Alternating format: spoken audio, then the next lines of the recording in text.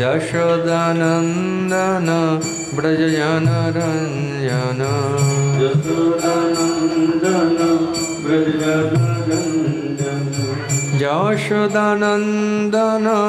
व्रजजनरंजन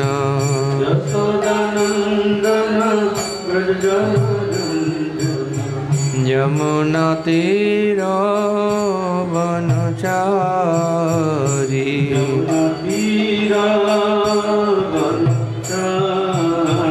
Yamuna तीरवनचारी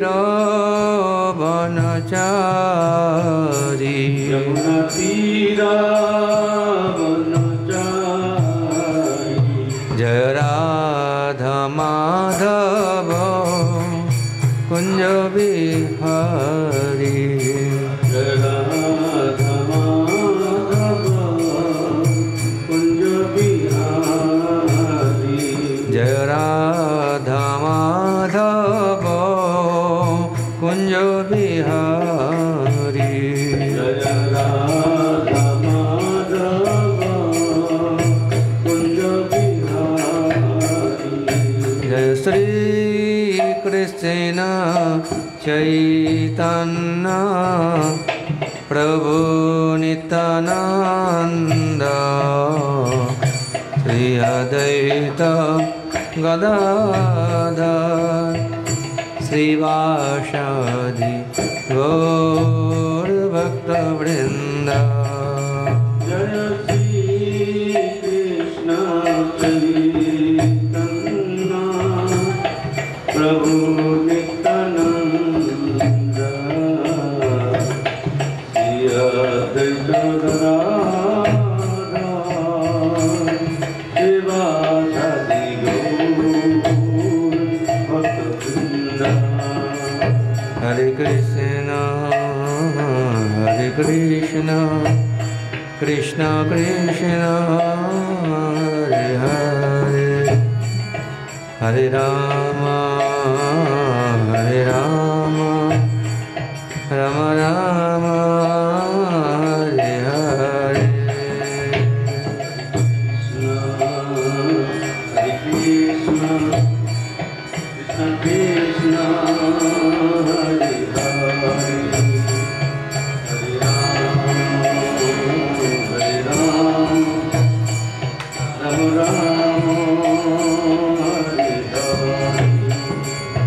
Hare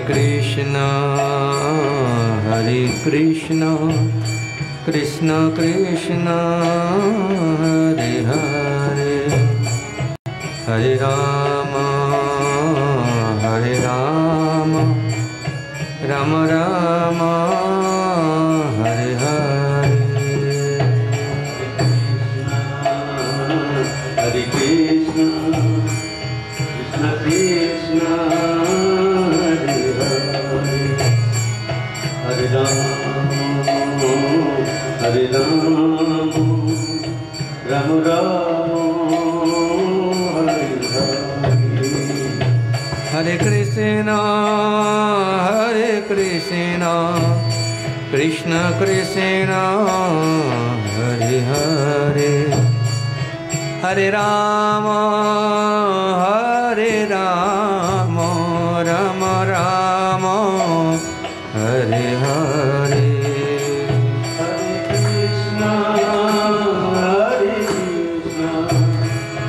Krishna Krishna Hare Hare Hare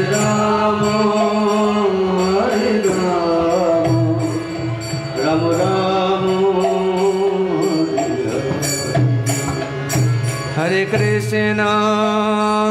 Hare Krishna Krishna Krishna Hare Hare Hare Ram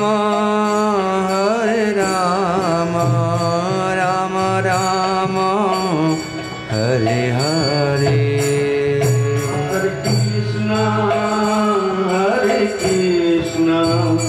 Krishna Krishna Hare Hare Hare Ram Ram Ram Hare Hare Sitaram जय सीताराम सीताराम जय सीताराम सीताराम जय सीताराम सीताराम जय सीताराम सीताराम जय सीताराम सीताराम जय लक्ष्मण हनुमान सीताराम जय सीताराम सीताराम जय लक्ष्मण सीताराम जय सीताराम सीताराम जय सीताराम सीताराम जय सीताराम सीताराम जय लक्ष्मण सीताराम जय सीताराम सीताराम जय लक्ष्मण हनुमान सीताराम जय सीताराम सीताराम जय लक्ष्मण हनुमान राधे श्याम जय राधे श्याम राधे श्याम जय वृंदावन धाम राधे श्याम जय राधे श्याम राधे श्याम जय वृंदावन धाम गौरनिताय जय गौरनिताय गौरनिताय जय गौरनिताय गौरनिताय जय गौरनिताय जय गौरनिताय जय जय प्रभुपाद प्रभुपाद प्रभुपाद प्रभुपाद जय प्रभुपाद प्रभुपाद प्रभुपाद जय श्रील प्रभुपाद निताय गौर हरि बोल हरि बोल हरि बोल हरि बोल हरि बोल हरि बोल हरि बोल निताय गौर हरि बोल हरे कृष्ण। ओम ज्ञानतिमिरान्धस्य ज्ञानाञ्जनशलाकया चक्षुरुन्मिलितं येन तस्मै श्रीगुरवे नमः। श्रीचैतन्यमनोभीष्टं स्थापितं येन भूतले स्वयं रूप कदा मह्यं ददाति शपदान्तिकम्। वन्देऽहं श्रीगुरो श्रीयुतपदकमलं श्रीगुरुन् वैष्णवांश्च श्रीरूपं सग्रजातं सहगण रघुनाथान्वितं तं सजीवं साद्वैतं सावधूतं परिजनसहितं कृष्णचैतन्यदेवं श्रीराधाकृष्णपादान् सहगण ललिता श्रीविशाखान्वितांश्च नमो विष्णुपदाय कृष्णप्रेष्ठाय भूतले श्रीमते भक्तिवेदान्त स्वामिनिति नामिने। नमस्ते सरस्वती देवे गौरवाणी प्रचारिणे निर्विशेषशून्यवादी पाश्चात्यदेशतारिणे वञ्चाकल्पतरुभ्यश्च कृपासिन्धुभ्यैव च पतितानां पावनेभ्यो वैष्णवेभ्यो नमो नमः। नमो महावदन्नाय कृष्णप्रेमप्रदायते कृष्णाय कृष्णचैतन्य नाम्ने गौरतिसे नमः। हे कृष्ण करुणा सिन्धु दीनबन्धो जगत्पते गोपेश गोपिकान्त राधाकान्त नमस्तुते। रामाय रामचन्द्राय रामभद्राय वेधसे रघुनाथाय नाथाय सीतया पतये नमः। जय श्री कृष्ण चैतन्य प्रभु नित्यानंद श्री अद्वैत गदाधर शिवासदि गौरभक्तवृंद हरे कृष्ण कृष्ण कृष्ण हरे हरे हरे राम राम राम हरे हरे।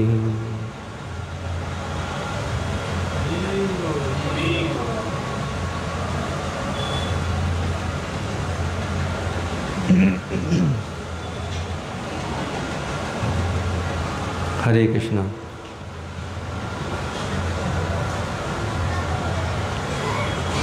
भगवान श्री रामचंद्रेर शुभ आविर्भाव तिथि उपलक्षे আপনাদের সকলকে জানাই আন্তর্জাতিক কৃষ্ণ ভাবনামৃত সংঘের পক্ষ থেকে হার্দিক ধন্যবাদ এবং শুভেচ্ছা। সকলের মধ্যে রাম প্রীতি হোক এই শুভকামনা, ভগবানের কাছে প্রার্থনা।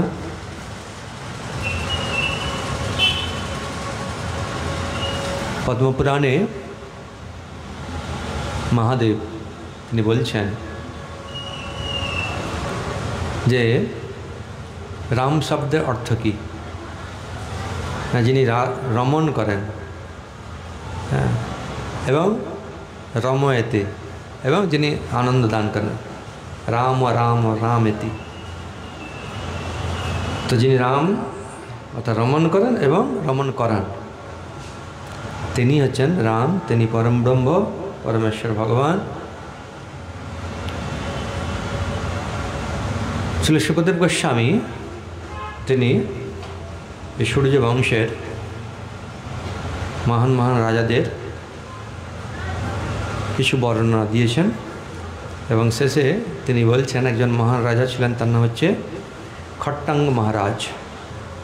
তিনি দেবতাদের হয়ে অসুরদের বিরুদ্ধে যুদ্ধ করেছিলেন। আমরা দেখতে পাই দশরথ মহারাজও তিনি দেবতাদের পক্ষে যুদ্ধ করেছিলেন। এরকম অনেক মহান রাজারা রয়েছেন যারা যুদ্ধ করেছেন। অর্জুনও দেবতাদের পক্ষে যুদ্ধ করেছিলেন। দেবতারা যাদের পরাস্ত করতে পারেননি, অর্জুন তাদের পরাস্ত করেছিলেন।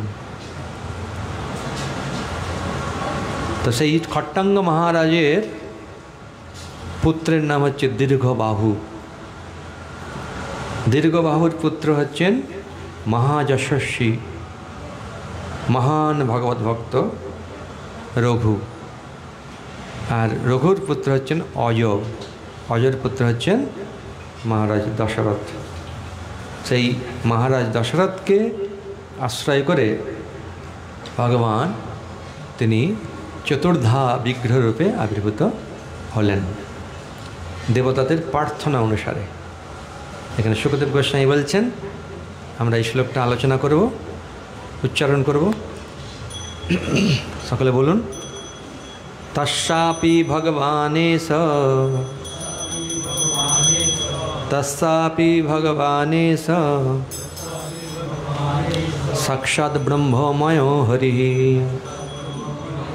সাক্ষাৎ ব্রহ্মময় হরি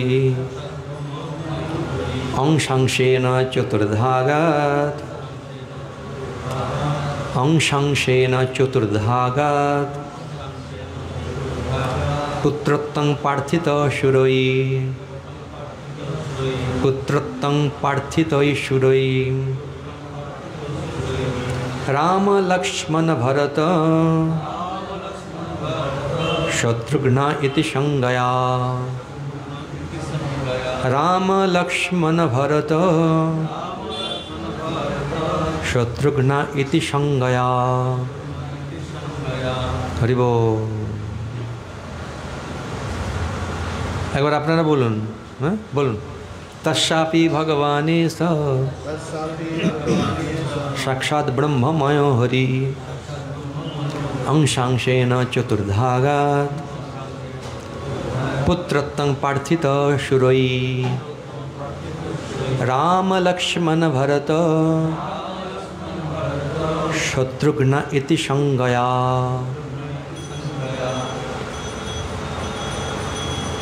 देवताদের দ্বারা প্রার্থিত হয়ে সাক্ষাৎ ব্রহ্মময় ভগবান শ্রীহরি তার অংশ এবং অংশের অংশ সহ আবির্ভূত হয়েছিলেন। তাদের নাম রাম, লক্ষ্মণ, ভরত ও শত্রুঘ্ন।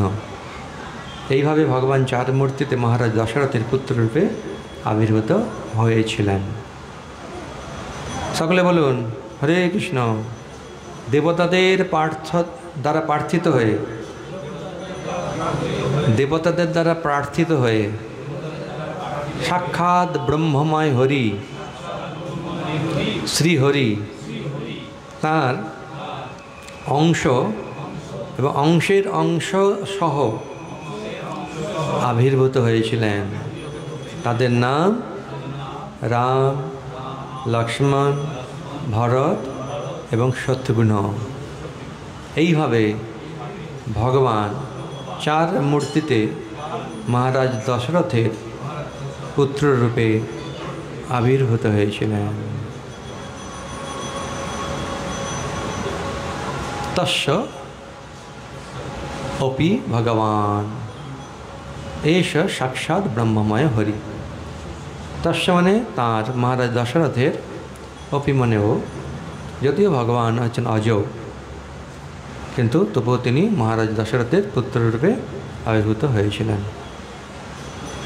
সেই সাক্ষাৎ ব্রহ্মময় হরি অংশাংশেন চতুর্ধাগাত, অংশ অংশের অংশ, এই চার রূপে তিনি আবির্ভূত হয়েছিলেন। পুত্রোত্তম প্রার্থিতই সুরই, প্রার্থিত সুরই, সুরই মানে দেবতা, মানে দেবতাদের প্রার্থনা অনুসারে মহারাজ দশরথের পুত্ররূপে সাক্ষাৎ ব্রহ্মময় ভগবান শ্রীহরি তিনি অংশাংশেন চতুর্ধাগাত, অংশ অংশের অংশ, এই চার রূপে শ্রীরাম, রাম, ভরত, লক্ষ্মণ, শত্রুঘ্ন ইতি, ব্যাস, রাম লক্ষ্মণ ভরত শত্রুঘ্ন ইতি সংজ্ঞয়া। সংজ্ঞয়া মানে নামের দ্বারা, বিভিন্ন নামের দ্বারা। হরে কৃষ্ণ। তাৎপর্য: ভগবান শ্রী রামচন্দ্র এবং তার ভ্রাতাল লক্ষ্মণ, ভরত ও শত্রুঘ্ন সকলেই বিষ্ণু তত্ত্ব এবং তারা জীবতত্ত্ব নন। ভগবান বহুরূপে নিজেকে বিস্তার করেন, অদ্বৈতম অচ্যুতম অনাদি অনন্ত রূপম। বিষ্ণুতত্ত্ব এক এবং অভিন্ন হওয়া সত্ত্বেও তিনি বহুরূপ ও অবতার রয়েছে। এই জন্য যারা মায়াবাদী, হরে কৃষ্ণ, যারা মায়াবাদী তারা বলে বহুরূপে সব বসে আছে সামনে আমার। তো কেউ কেউ তারা মানুষকেই ভগবান ভাবে, আর কেউ কেউ বিভিন্ন রকম মানে ভুল ধারণা সমস্ত রয়েছে। শাস্ত্রের তারা কদর্থ করে, বাইবেলেও এরকম সঠিকভাবে দেওয়া রয়েছে, কিন্তু এখন ব্যাখ্যা করছে আত্মা শুধু মানুষেরই আছে, তাই মানুষকে হত্যা করলে পাপ হয়, আর অন্যান্য সমস্ত পশু পাখি কীট পতঙ্গ গাছপালা এদের কত আত্মা নেই, এদেরকে হত্যা করলে কোনো পাপ হয় না, এরকম সব ব্যাখ্যা করে। হ্যাঁ, তখন ভগবান একম অদ্বিতীয় কিন্তু বহুশ্যাম, তিনি বহুরূপে অবতরণ করেন। তো বহুরূপে মানে আমরাও তাদের মধ্যে একজন, আমরাও এখন ভগবান, কিন্তু মায়ার দ্বারা প্রভাবিত হয়ে গেছি। এখন প্রকৃতপক্ষে ভগবান তিনি ভেঙে ভেঙে ভেঙে ভেঙে সব টুকরো টুকরো হয়ে গেছে, দিয়ে সব আমরা সব টুকরো টুকরো হয়ে গেছি। হ্যাঁ, তাই আমরা মায়ার দ্বারা প্রভাবিত হয়ে গেছি। আর যখন আমরা সিদ্ধি লাভ করব তখন সবাই একসঙ্গে হয়ে যাব, ব্যাস। এটা যেমন অনেক ইট দিয়ে একটা বিল্ডিং তৈরি হয়, সেরকম ভগবান হয়ে যাবে, পূর্ণ ভগবান। এরকম কত রকমের যে মনগড়া জল্পনা কল্পনা ব্যাখ্যা রয়েছে তার ঠিক নেই, কিন্তু জানতে হবে মহাজন জনগতস্য পন্থা তর্ক প্রতিষ্ঠ শ্রুতয়ে বিভিন্না নাশা বিশ্বরিজস্য মতং ন ভিন্নম ধর্মস্য তত্ত্বম নিহিত গুহায়াম মহাজন গতস্য পন্থা।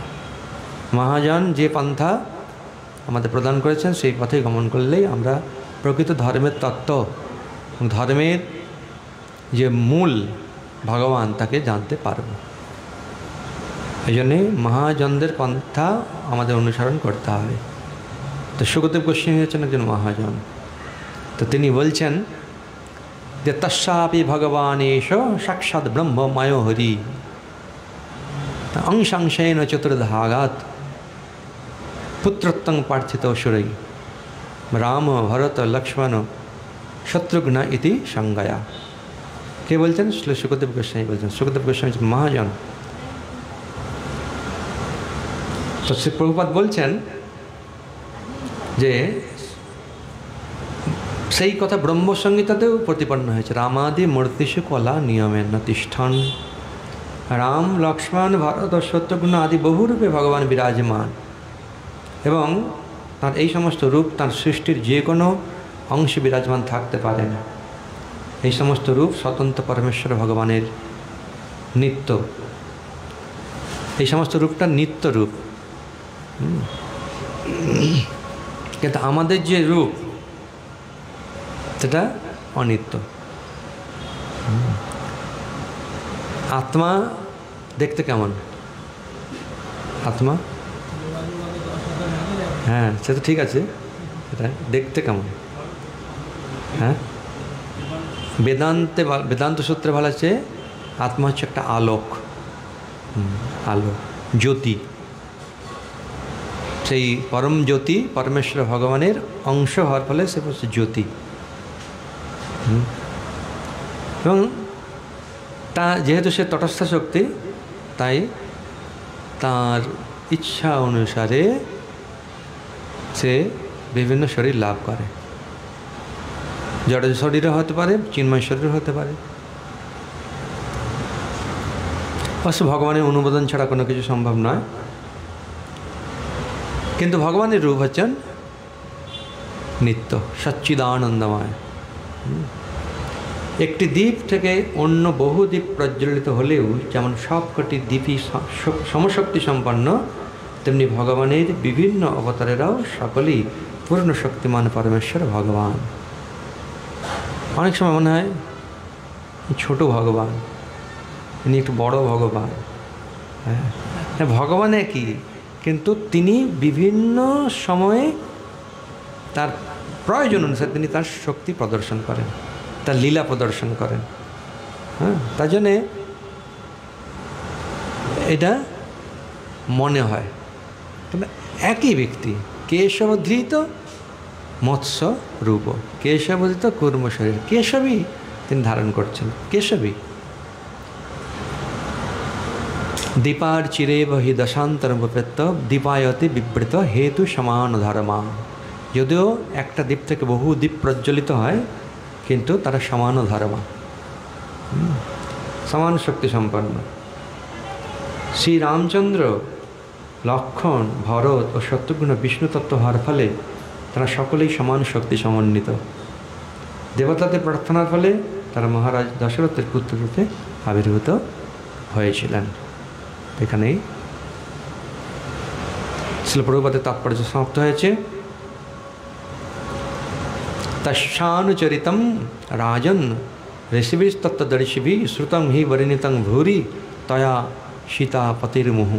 হে মহারাজ পরীক্ষিত, ভগবান শ্রীরামচন্দ্রের দিব্য কার্যাবলী তত্ত্বদর্শী ঋষিদের দ্বারা বিস্তৃতভাবে বর্ণিত হয়েছে। যেহেতু আপনি বারবার সীতাপতি শ্রীরামচন্দ্রের চরিত্র শ্রবণ করেছেন, তাই আমি তা সংক্ষেপে বর্ণনা করব, দয়া করে তা শ্রবণ করুন।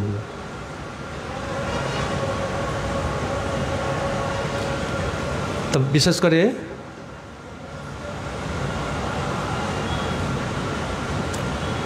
নারদ মুনির এবং ব্রহ্মার নির্দেশ অনুসারে বাল্মীকি মুনি তিনি রামায়ণ রচনা করেছেন। বাল্মীকি মুনি তিনি চিন্তা করছেন যে এমন একজনকে আছে যিনি সর্বগুণে গুণান্বিত, তিনি সমস্ত শক্তির অধিকারী, যশের অধিকারী, সমস্ত জ্ঞানের অধিকারী, অর্থাৎ ষড়ৈশ্বর্য পূর্ণরূপে বিদ্যমান, যিনি সম্পূর্ণ জড় কলুষ থেকে মুক্ত বা জড় গুণ থেকে মুক্ত। সেরকম ব্যক্তি কি এখন পৃথিবীতে আছেন, এরকম চিন্তা করছেন। তো তিনি নদীতে স্নান করতেন, যান, সেই নদীটার নাম হচ্ছে তমসা নদী। হ্যাঁ, তিনি তাঁর শিষ্যবর্গকে নিয়ে স্নান করতে গিয়েছেন। হরে কৃষ্ণ। স্নান করতে গিয়ে মানে স্নান করতে যাচ্ছেন, যে গিয়ে দেখছেন যে একটা ব্যাধ সে নির্মমভাবে একটি ক্রৌঞ্চ পক্ষীকে বাণের দ্বারা বিদ্ধ করেছে। তার ফলে বাল্মীকি মুনি অত্যন্ত ক্রোধান্বিত হয়েছে, আর ক্রোধান্বিত হয়ে তার মুখ থেকে একটা শ্লোক বেরিয়েছে। আর এই শ্লোকটা শুনে তার শিষ্যবর্গ এবং তিনি স্বয়ং সেই শ্লোকটা নিয়ে চিন্তা করছেন, অভিভূত করছেন, এরকম শ্লোক কী করে আমার মুখ থেকে বেরোলো। সবাই চিন্তা করছেন কী করে বেরোলো। হ্যাঁ, তো এদিকে নারদ মুনি তখন এসেছেন।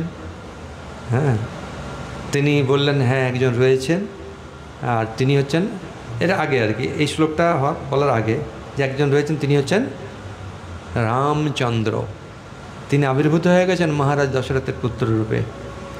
হ্যাঁ, তো তার তুমি লীলা বর্ণন করো। তার এই শ্লোকটা হলো, তখন ব্রহ্মাজি এসেছেন। ব্রহ্মাজি এসে বললেন যে এই শ্লোকটা ভগবানের ইচ্ছায় তোমার শ্রীমুখ থেকে প্রকট হয়েছে। এখন তুমি শ্রীরামচন্দ্রের লীলা, তার কার্যাবলী, হ্যাঁ, তার পুরো বংশ পরম্পরা সব কিছু বর্ণনা করো। তখন ব্রহ্মার নির্দেশ অনুসারে নারদ মুনির শিষ্য বাল্মীকি মুনি তিনি রামায়ণ রচনা করেছিলেন। অনেক সময় অনেকেই বলে, শোনা যায় যে 60,000 বছর আগে নাকি রামচন্দ্রের জন্মের 60,000 বছর আগে নাকি রামায়ণ রচনা হয়েছে। কিন্তু রামায়ণে আমরা পাচ্ছি, বাল্মীকি রামায়ণে আমরা পাচ্ছি যে ভগবান শ্রী রামচন্দ্রের আবির্ভাবের পরেই তিনি জানতে ছিলেন, তার হৃদয়ে অনুপ্রেরণা এসেছিল এবং নারদ মুনি সেটাকে পুষ্ট করেছেন। তার মুখ থেকে শ্লোক বেরিয়েছে, সে শ্লোক অনুসারে হ্যাঁ ব্রহ্মাজি আদেশ দিয়েছেন রামায়ণ রচনা করবার জন্য। তা রামায়ণ রচনা করেছেন, করার পরে রামায়ণ প্রচার করবে কে? প্রচার তো করতে হবে। তাই ভগবান শ্রী রামচন্দ্রের বিশেষ ইচ্ছাতে, হ্যাঁ দেখুন সব কিছু ভগবানের পরিকল্পনা। তো সীতা দেবীকে বিসর্জন দেওয়া হয়েছিল, তাই না? প্রজাদের সুখের জন্য, প্রজারা যাতে অপরাধ না করে। একজন তো অপরাধ করেছে, অন্য আর কেউ যেন অপরাধী না হয়, তাই প্রজাদের কল্যাণের জন্য তিনি তার নিত্য সঙ্গিনী সীতা দেবীকে বাহ্যিকভাবে বনবাস বিসর্জন দিয়েছেন। তো সেই সীতা দেবী তখন গর্ভবতী ছিলেন, তিনি বাল্মীকি মুনি আশ্রমে ছিলেন এবং এক সময়ে তার দুটি সন্তান হয়। সন্তানদের নাম হচ্ছে লব আর কুশ বা কুশ লব।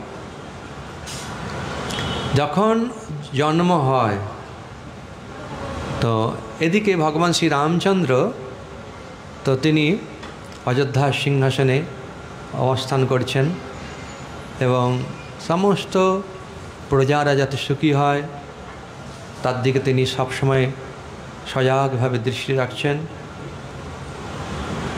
কোথাও কোনো সমস্যা আছে কি না তিনি সবসময় যারা চর তাদের মাধ্যমে খবর নিচ্ছেন এবং স্বয়ং কখনো কখনো ছদ্মবেশে তিনি খোঁজ নেন যে প্রজারা প্রকৃতপক্ষে সুখী আছে কি না, কোথাও সমস্যা হচ্ছে কি না। সেদিকে ওই মথুরা, হ্যাঁ যেটা মধুবন, সেই ওখান থেকে ঋষিরা হ্যাঁ এই লবণাসুরের অত্যাচারে অত্যাচারিত হয়ে শ্রী রামচন্দ্রের কাছে সাহায্যের প্রার্থনা নিয়ে এসেছেন যে লবণাসুর প্রচণ্ডভাবে অত্যাচার করছে। তার পিতা মধু, সে শিবের তপস্যা করেছিলেন, মধু দানব। শিবের তপস্যা করে সে একটা ত্রিশূল লাভ করেছিলেন মহাদেবের কাছ থেকে। মহাদেব বলেছিলেন এই ত্রিশূল যার কাছে থাকবে কেউ তাকে পরাস্ত করতে পারবে না।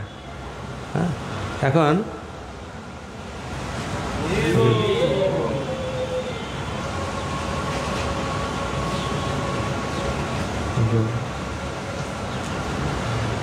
তো মধু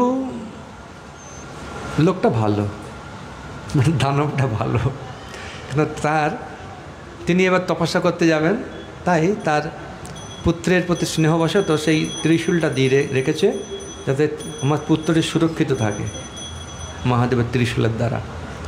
কিন্তু ত্রিশূল পেয়ে লবণাসুর প্রচণ্ডভাবে অত্যাচারী হয়ে গেল।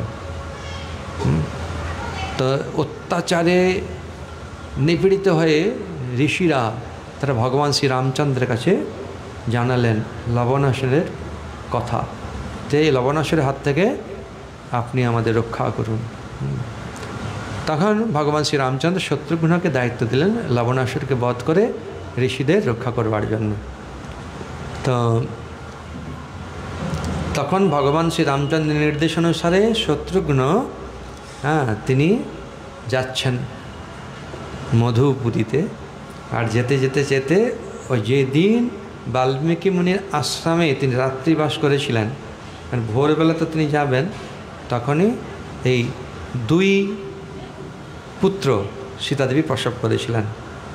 আর বাল্মীকি মুনি চিন্তা করলেন যে ভগবানের কি লীলা, যে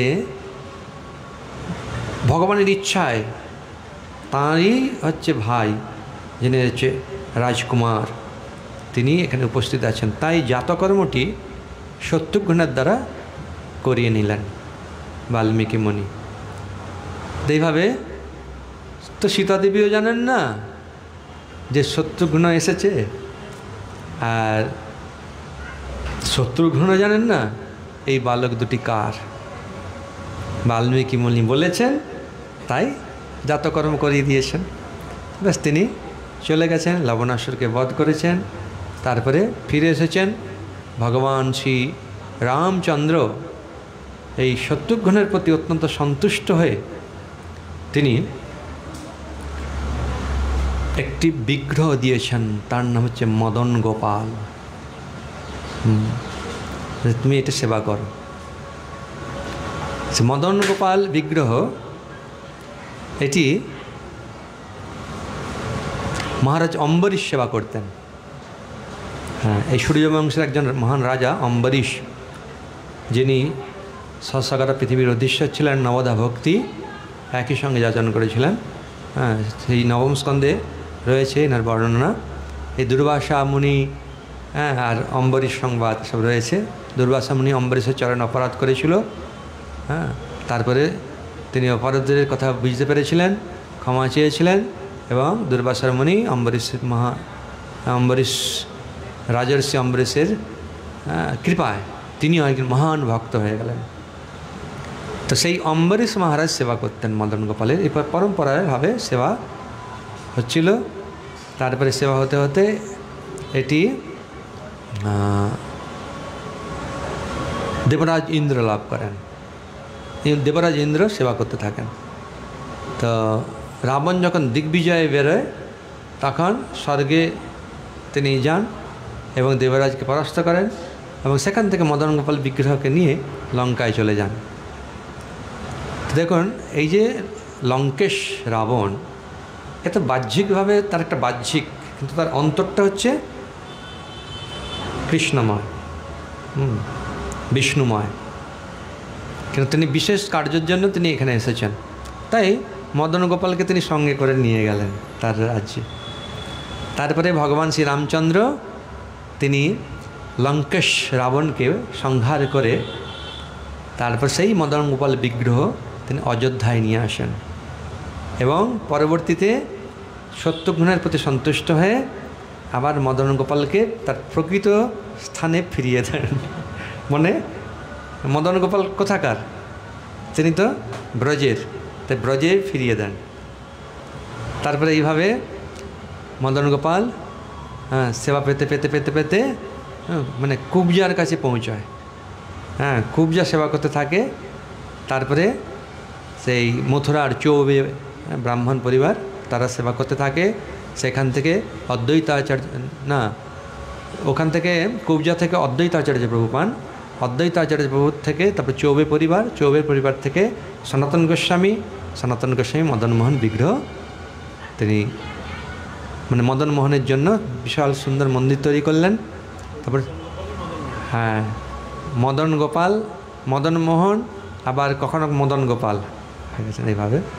তারপরে এখন মদনমোহন হচ্ছেন করলিতে আছেন। তো যেটা বলছিলাম যে ভগবান শ্রীরামচন্দ্র শত্রুঘ্নের প্রতি সন্তুষ্ট হয়ে এই মদন গোপাল বা মদনমোহন বিগ্রহ তিনি শত্রুঘ্নকে প্রদান করেন।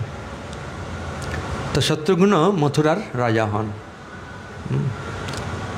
তো এইভাবে ভগবান শ্রীরামচন্দ্র তিনি বহু লীলা করেন। তো এখানে বলা হচ্ছে যে প্রার্থিত সুরই, পুত্রোত্তম প্রার্থিত সুরই ভগবান শ্রী রামচন্দ্র, লক্ষ্মণ, ভরত, শত্রুঘ্ন এই যে চতুর্ধা বিগ্রহরূপে আবির্ভূত হয়েছেন মহারাজ দশরথের পুত্ররূপে। তো তার পূর্বে দেবতারা তারা ভগবানের কাছে প্রার্থনা করেছিলেন। রাবণের অত্যাচারে তারা অত্যন্ত পীড়িত হয়ে মানে স্বর্গচ্যুত হয়ে গেছে, বিভিন্ন দিকে ভ্রমণ করছে। তাই তারা ব্রহ্মার শরণাপন্ন হলেন। ব্রহ্মা তাদেরকে নিয়ে ক্ষীর সমুদ্রে ক্ষীরোদকশায়ী বিষ্ণুর কাছে প্রার্থনা করলেন। পুরুষোক্ত মন্ত্র ওম সহস্র শীর্ষা পুরুষঃ সহস্রাক্ষ সহস্রপাদ সভূমিং বিশ্বতো বিত্মা অত্তাতিষ্ঠাদশাঙ্গুলম পুরুষং এবেদম সর্বম। এই পুরো মন্ত্র আছে পুরুষোক্ত মন্ত্র। এই মন্ত্রের দ্বারা ব্রহ্মা এবং দেবতাগণ তপস্যা করলেন ভগবান শ্রী বিষ্ণুর। তা শ্রী বিষ্ণু তাদের কাছে আবির্ভূত হয়ে বললেন যে আমি তোমাদের বাসনা জানি, আমি আবির্ভূত হব মহারাজ দশরথের পুত্ররূপে, চতুর্ধা বিগ্রহরূপে। এবং এই বলে ভগবান তিনি অন্তর্ধান করলেন।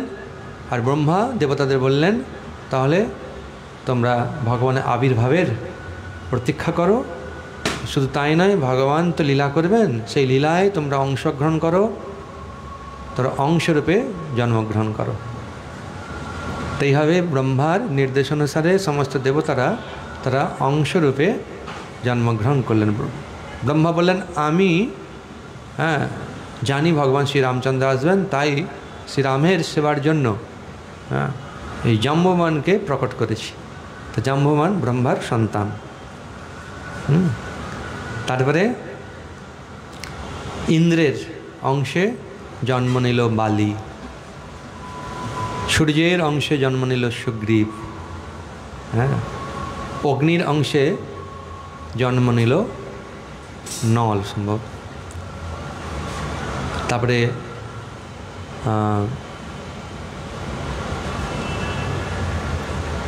অশ্বিনী কুমার দ্বয়ের অংশ জন্ম হলো সুসেন।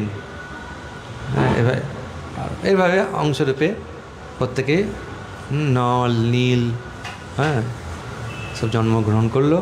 আর বায়ু দেবতা অংশরূপে জন্ম নিলেন হনুমান রূপে, কেশরী এবং অঞ্জনার পুত্ররূপে আবির্ভূত হলেন হনুমানজি, বজরংবলী।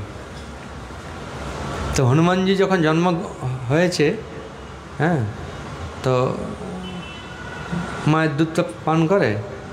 এবার মা তা রেখে দিয়ে গেছে, ঘুম থেকে উঠে দেখছে ওই পূর্ব দিকে লাল ফল, লাল ফলটা খাবে বলে ছুটছে। একদম এখন লাল ফল ভয় পেয়ে গেছে। লাল ফল মানে একদম সূর্য যখন পূর্ব আকাশে প্রথম উদিত হয়, সুন্দর দেখতে লাগে। তো হনুমানজি ছুটছেন আর এদিকে রাহু সে চিন্তা করছে কি হলো, হ্যাঁ দ্বিতীয় রাহু এসে গেছে নাকি, হ্যাঁ তো সে চিন্তা পড়ে গেছে। এদিকে সূর্যদেব তখন দেবরাজ ইন্দ্রের কাছে জানিয়েছেন। দেবরাজ ইন্দ্র কী করেছেন, তখন বজ্রাঘাত করেছেন। আর বজ্রাঘাতে ছোট্ট বালক হনুমান তিনি মূর্ছিত হয়ে গেছেন। আর যখন মূর্ছিত হয়ে গেছেন এদিকে হচ্ছে পবনদেব দেখছে আমার ছেলেকে এবং বজ্রাঘাত করেছে। এদিকে পবনদেব কী করেছে, পুরো মানে বায়ু আর কি রোধ করে ফেলেছে। তো বায়ু সঞ্চালন হচ্ছে না, তার ফলে সকলের শ্বাসকষ্ট শুরু হয়ে গেছে। তখন তারা চিন্তা করেছে কী ব্যাপারে হঠাৎ করে এরকম হলো কেন। তখন তারা আলোচনা করেছেন। তখন বলছেন যে তোমরা ব্রহ্মাজি বলছেন তোমরা যেহেতু পবনপুত্র হনুমানকে এই বজ্রের দ্বারা আহত করেছ, তাই পবন তার শক্তি সম্বরণ করেছেন, তাই তোমরা কষ্ট পাচ্ছ। তাই চলো সকলে মিলে সেই পবনপুত্রের কাছে। সেই পবনপুত্রের কাছে এসেছেন হনুমানজি। তো স্বয়ং একদম অচেতন হয়ে পড়ে আছেন, আর পবনদেব রয়েছেন, সমস্ত তার মা অঞ্জনা, তার কেশরী সবাই রয়েছেন, আর সমস্ত দেবতার উপস্থিত হয়ে গেছেন।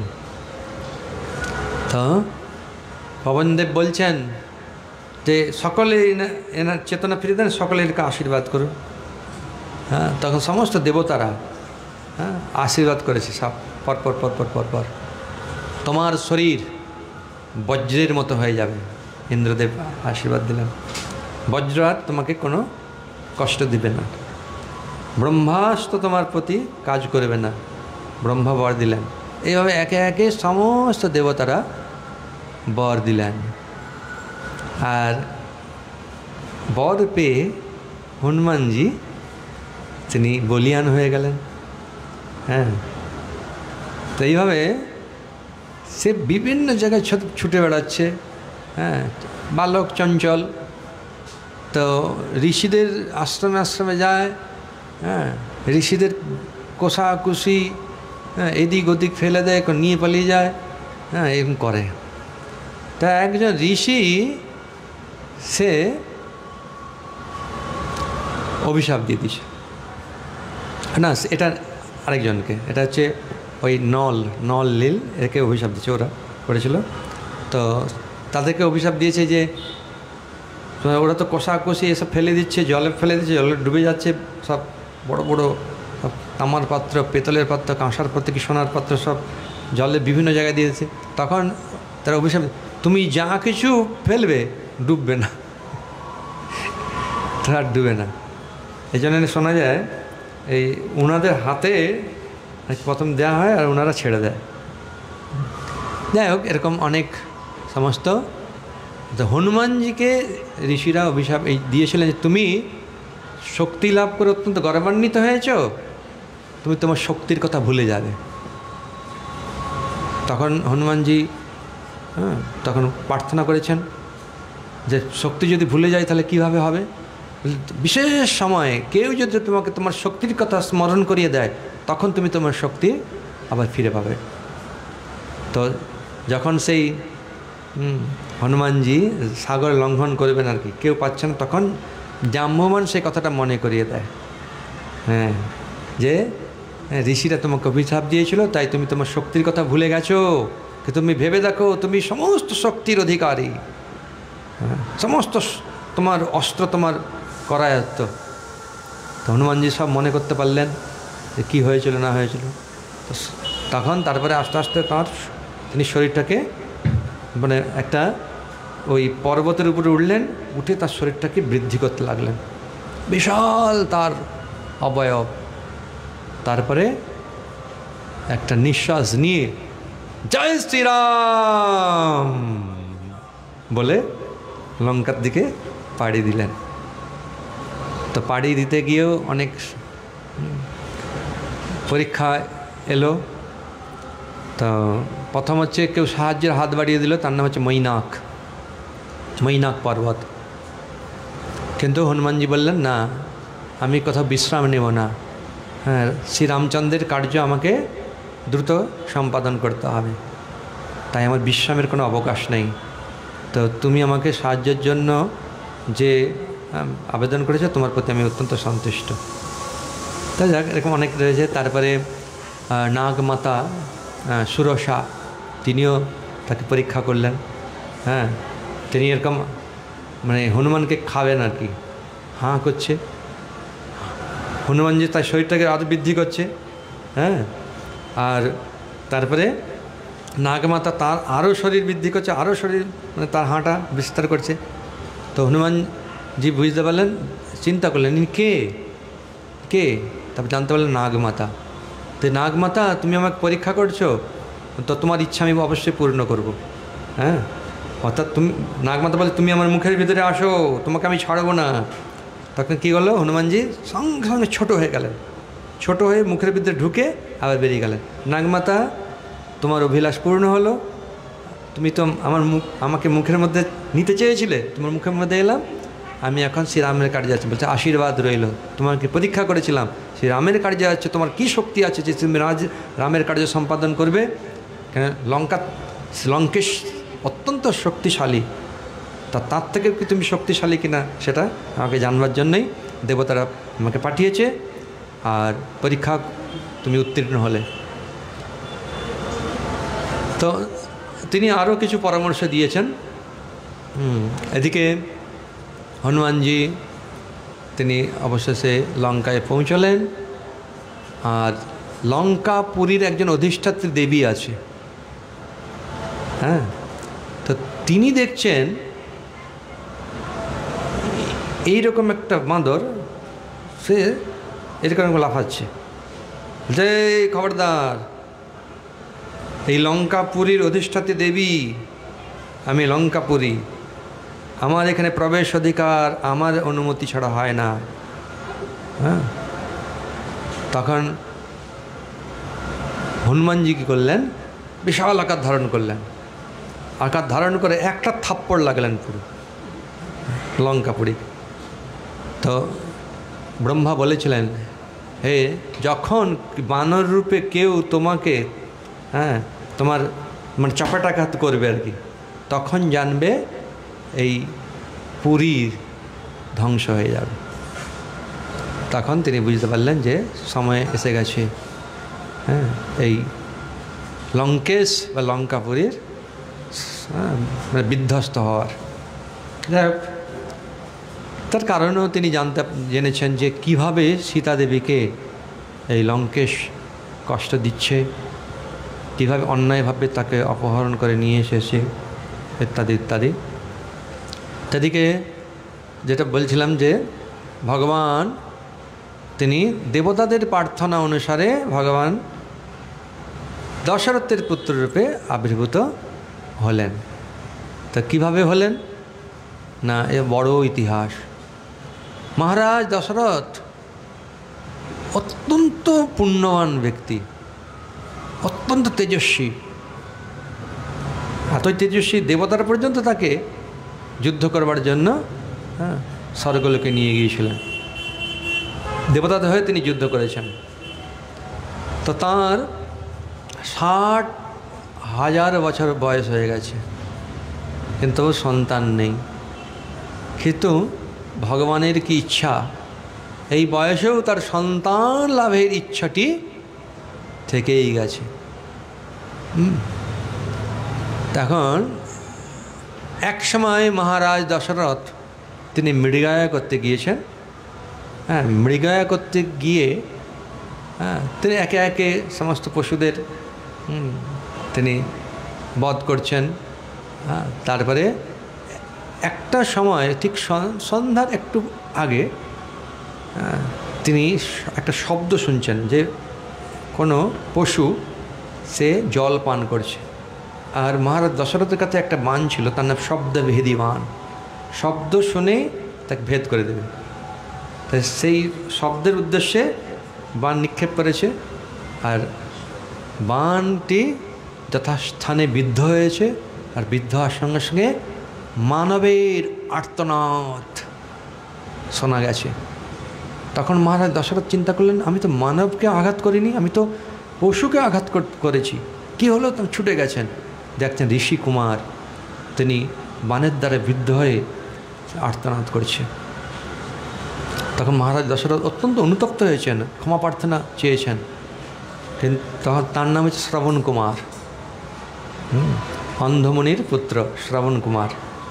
তার পিতামাতা দুজনেই অন্ধ। তো তাদের তীর্থস্থানে নিয়ে যাচ্ছেন বিভিন্ন জায়গায়, একটা কাঁধে মানে বাঁকে করে নিয়ে যাচ্ছেন। তো তারা অত্যন্ত তৃষ্ণার্ত, তো জল আনবার জন্য সেই শ্রবণ কুমারকে তিনি বলেছেন যে জল আনতে যাও। তো শ্রবণ কুমার জল আনতে গিয়েছে, আর সেই জলটি যখন কলসি ডুবাচ্ছে তখন ঢক ঢক ঢক শব্দ হচ্ছে। তো সেই শব্দ অনুসারে মহারাজ দশরথ বাণ নিক্ষেপ করেছে, ফলে সেই ঋষি কুমার তিনি আহত হয়েছেন এবং বলেছেন যে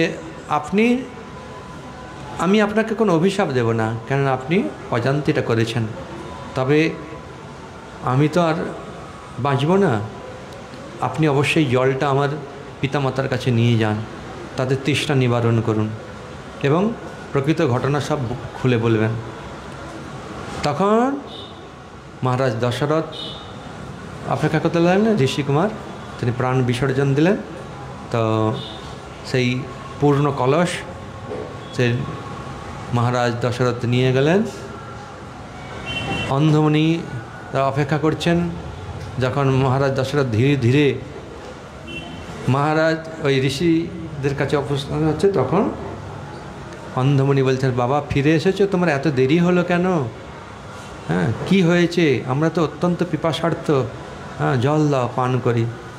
তখন মহারাজ দশরথ কিছুক্ষণ স্তম্ভিত হয়ে গেছেন, কিছু বলতে পারছেন না। বলো পুত্র, কি হয়েছে, কেন এত বিলম্ব? বলছেন যে আমি আপনার পুত্র নই, আমি হচ্ছে মহারাজ অযোধ্যা রাজা মহারাজ দশরথ। এই ঘটনা হয়েছে। তখন বলছেন, আর জল পান করে কি করব? পুত্রই যদি নেই, পরবর্তীতে কে জল পান করাবে?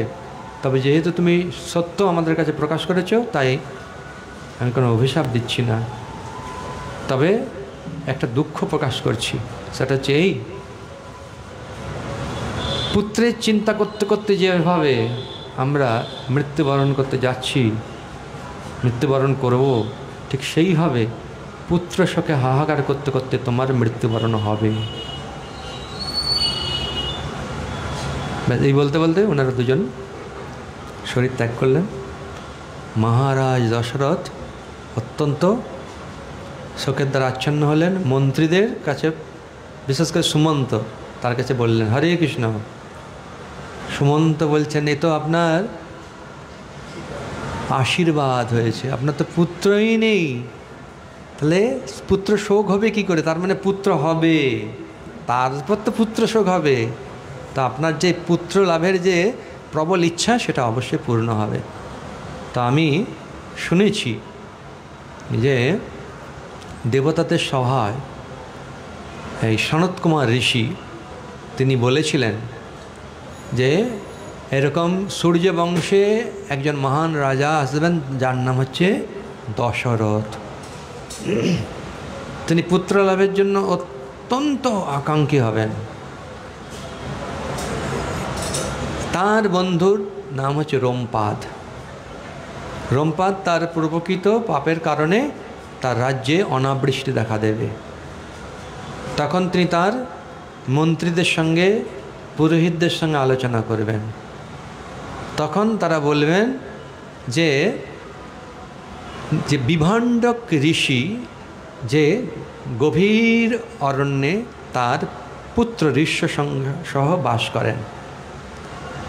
এই ঋষ্যশৃঙ্গ মুনি তিনি লোকালয়ে কোনোদিন দেখেননি, তিনি জানেন না তার পিতা ছাড়া আর কেউ আছে, কি নারী কি পুরুষ কেউ আছে, এর ভেদ আছে, তার এই কোনো জ্ঞান নেই। তো কোনোভাবে যদি বিভাণ্ডক ঋষির অনুপস্থিতিতে ঋষ্যশৃঙ্গ মুনিকে আপনি আপনার রাজ্যে নিয়ে আসতে পারেন, তাহলে তার শুভ পদার্পণে আপনার রাজ্যে অনাবৃষ্টি দূরীভূত হবে। তখন মহারাজ বললেন, তাহলে আপনারাই ব্যবস্থা করুন। বলছেন, না না না, আমরা যেতে পারবো না। এই বিভণ্ডক মুনি অত্যন্ত তেজস্বী, অত্যন্ত ক্রোধী। তার অবর্তমানে যদি কেউ তার পুত্রকে নিয়ে যায়, তিনি কিন্তু অভিশাপ দিয়ে দেবেন। আমরা এর অভিশাপের ভাগী কেন হব? আপনি অন্য ব্যবস্থা করুন। কি ব্যবস্থা করে আপনারাই বলুন। বলে, তাহলে বারবনিতা আসে, ওদেরকেই লাগিয়ে দিন কাজে।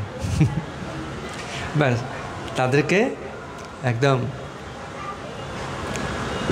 খুব ট্রেনিং দিয়ে দিলেন, কি করতে হবে না করতে হবে। এভাবে তারা একদম পুরো ঋষি কুমারের মতো সেজে সেই বিভণ্ডক মুনির আশ্রমের কিছুটা দূরে শিবির করলেন, মানে আশ্রম তৈরি, একদম পুরো আশ্রম তৈরি করে নিয়েছেন। বিভণ্ডক মুনির অনুপস্থিতিতে তারা যায় আর ঋষ্যশৃঙ্গ মুনির সঙ্গে মিলিত হয়। তো এরা ঋষ্যশৃঙ্গ মুনি তো কোনো জাগতিক জ্ঞানী নেই, তিনি ভাবছেন হয়তো এরাও এক ঋষি কুমার। তো ঋষ্যশৃঙ্গ মুনি সেই ঋষি কুমারদের তার আশ্রমে স্বাগত জানিয়েছেন, বসতে দিয়েছেন, আসন দিয়েছেন আর ফল দিয়েছেন, ফলমূল যা কিছু। অতিথি সৎকার করতে হয় এটা তার পিতার কাছে তিনি শিখেছেন, অতিথি সৎকার করেছেন। অতিথিরা বলছেন, আমরাও আপনার জন্যে ফল নিয়ে এসেছি, হ্যাঁ একটু খান, দেখুন আমরা কোথায় থাকি, সেখানকার ফল কেমন। তো একটা মিষ্টি দিয়েছে, মোদক খেয়েছে, এর জ্ঞানও নেই যে এটা মিষ্টি, এটা ফল। তো সে ভাবছে ফলই, এটা খেয়েছে, দেখছে ও সুস্বাদু।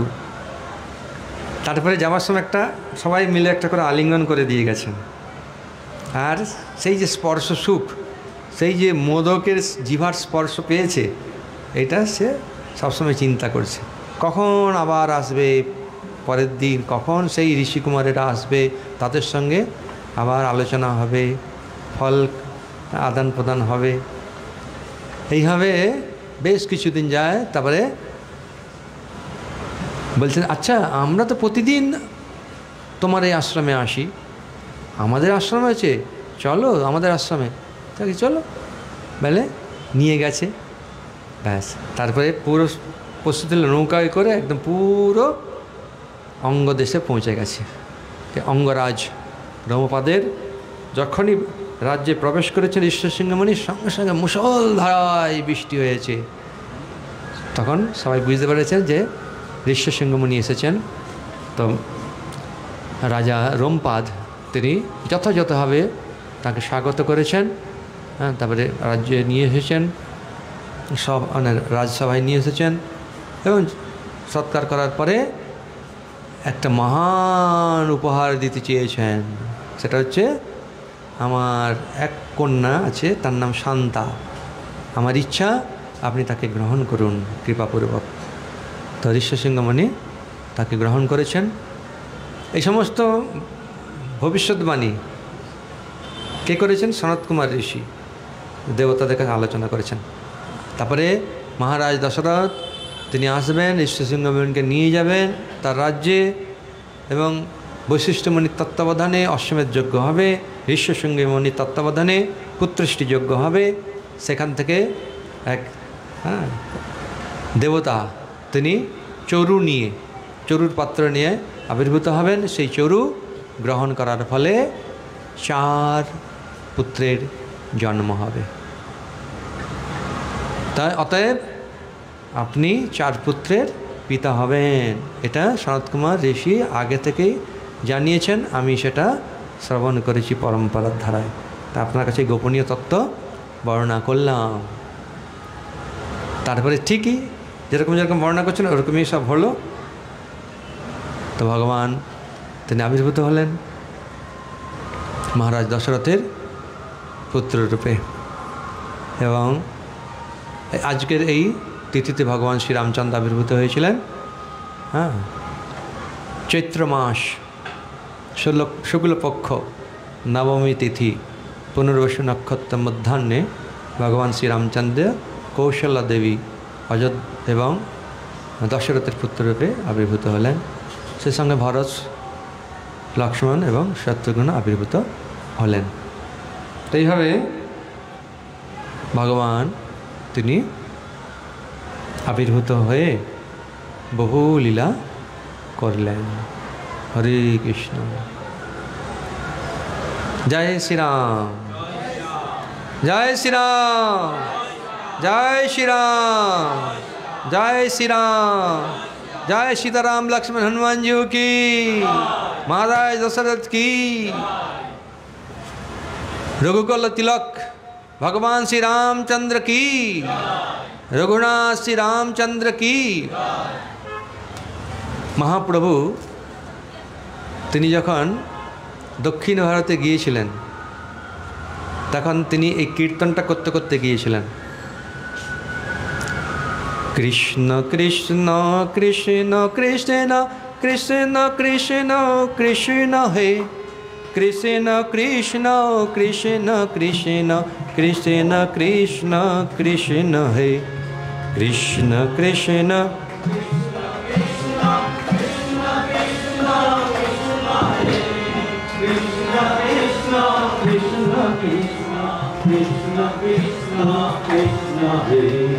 राम राघव राम राघव राम राघव रक्ष माम्, राघव राम राघव राम राघव रक्ष माम्, कृष्ण केशव कृष्ण केशव कृष्ण केशव पाहि माम्, कृष्ण केशव कृष्ण केशव कृष्ण केशव पाहि माम्।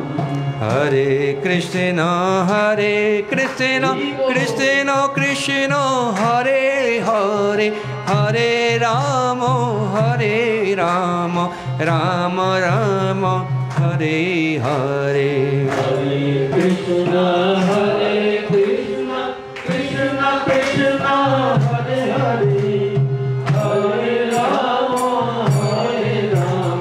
राम राम हरे हरे। हरे कृष्ण कृष्ण कृष्ण हरे हरे, हरे राम राम राम राम हरे हरे। हरे कृष्ण कृष्ण कृष्ण हरे हरे, हरे राम राम राम हरे हरे। हे कृष्ण তুমি আমায় রক্ষা করো, হে রাম তুমি আমায় রক্ষা করো, হে কেশব তুমি আমাকে পালন করো। এইভাবে মহাপ্রভু তিনি চলছেন। এটা খুব গুরুত্বপূর্ণ। আমরা যারা ট্রাভেলিং করছি, হ্যাঁ, তাদের এটা খুব গুরুত্বপূর্ণ স্তোত্র প্রার্থনা। যেমন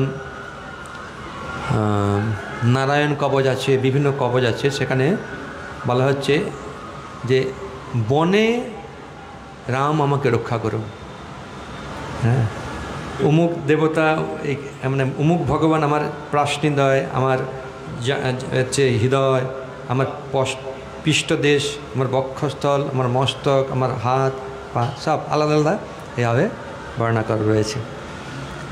তো মহাপ্রভু তিনি এটি বর্ণনা করেছেন। কৃষ্ণ কৃষ্ণ কৃষ্ণ কৃষ্ণ কৃষ্ণ কৃষ্ণ কৃষ্ণ হে, কৃষ্ণ কৃষ্ণ কৃষ্ণ কৃষ্ণ কৃষ্ণ কৃষ্ণ কৃষ্ণ হে, কৃষ্ণ কৃষ্ণ কৃষ্ণ কৃষ্ণ কৃষ্ণ কৃষ্ণ রক্ষ মাম, কৃষ্ণ কৃষ্ণ কৃষ্ণ কৃষ্ণ কৃষ্ণ কৃষ্ণ পাহি মাম, রাম রাঘব রাম রাঘব রাম রাঘব রক্ষ মাম, কৃষ্ণ কেশব কৃষ্ণ কেশব কৃষ্ণ কেশব পাহি মাম। এইভাবে চলছেন। তারপরে হরে কৃষ্ণ মহামন্ত্র বলতে বলতে মহাপ্রভু একদম ভাবের বেশে তিনি সমস্ত দক্ষিণ ভারতকে বৈষ্ণবে পরিণত করেছেন। মহাপ্রভু লীলায় হনুমানজি তিনি অবতরণ করেছেন মুরারিগুপ্ত রূপে, আর মহাপ্রভু তিনি রাম রূপে সেই হনুমান অর্থাৎ মুরারিগুপ্তকে দর্শন দিয়েছেন।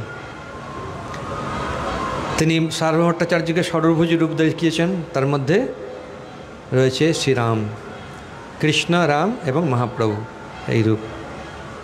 এইভাবে বহু ভক্তকে তাদের মানে সম্বন্ধ অনুযায়ী বিভিন্ন রূপে তাদের কাছে প্রকট হয়েছেন, কৃপা করেছেন। হরে কৃষ্ণ। ভগবান শ্রী রামচন্দ্র কি, ভগবান শ্রী রামচন্দ্রের শুভাভিভক্তি মহামহোৎসব কি, নিতাই গৌর প্রেমানন্দে হরি হরি বল। এখন ভজন কীর্তন হবে, ভগবান শ্রী রামচন্দ্রের ভজন হবে, হরিনাম হবে। আমরা ভাবছি 10:30 থেকে অভিষেক শুরু করব। সমবেত ভক্তানন্দ স্বামী মহারাজ কি, জগদ্গুরু শ্রীল প্রভুপাদ কি, গৌর প্রেমানন্দে। এর পূর্বে ভাগবত নিয়েছেন, কি নাম? উত্তম। আপনার নাম কি? সন্ধ্যা মান্না। আপনার নাম লিখব? আপনার নাম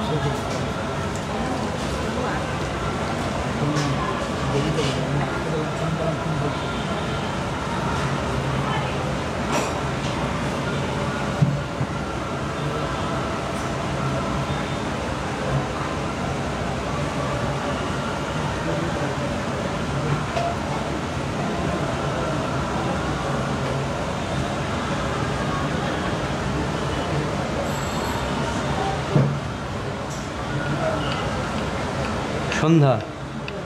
হ্যাঁ,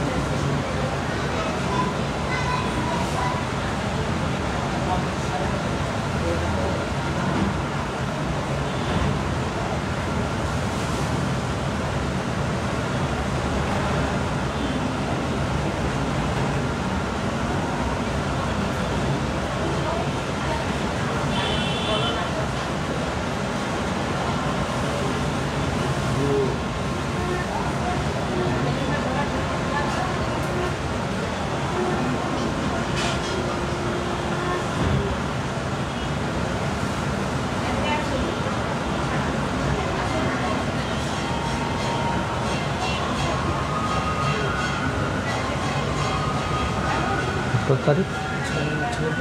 6।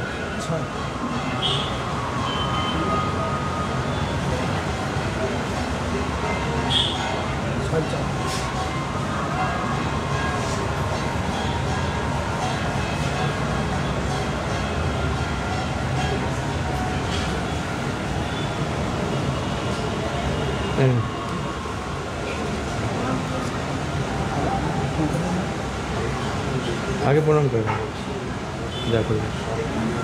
हरे कृष्ण।